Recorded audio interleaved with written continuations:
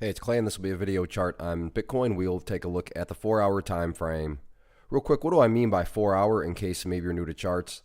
Instead of each one of these candlesticks here representing a 1 day's worth of price action, which is what you would normally see, each one represents 4 hours. So while this here may look like a few weeks worth of time, it's actually just the past few days broken down into 4-hour time slices.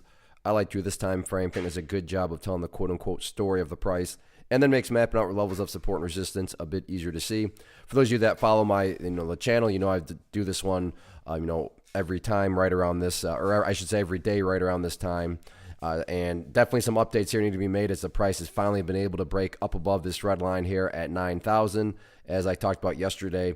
And as it was, just over the entire weekend, the price tried several times to get up above that area, but just could never quite do it. However, since the last update, the bulls have come in strong and strong enough to not only break above that level, but even after the break, the price has continued to work its way upwards. So a lot of good things going on here from the bullish perspective. So the first update here that needs to be done comes from a foundational rule in charting, which states when levels of resistance are broken and closed above, you want to see them act as support. So going forward, the ideal level that you want to see now hold as support is 9,000 for the very simple reason of the price has made a breakout. So in trading terminology, this is a technical breakout. The last thing you want to see the price do is fall back inside of this channel that the price was in. I'm assuming I'm kind of insulting your intelligence when I say that. But yeah, of course you don't want to see the price go back to where it was.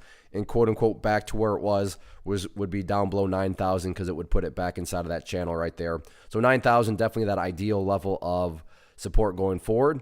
Now we got to go on a hunt for where some of these next potential areas of resistance are. So I realize it's getting a little bit harder to see, but always a good problem when you have to go back this far into a chart's history.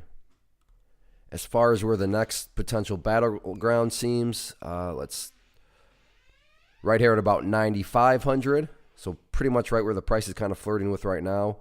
And then after 9,500, right up there around 10,000. So about 9,500, 10,000, next couple key overall areas of resistance.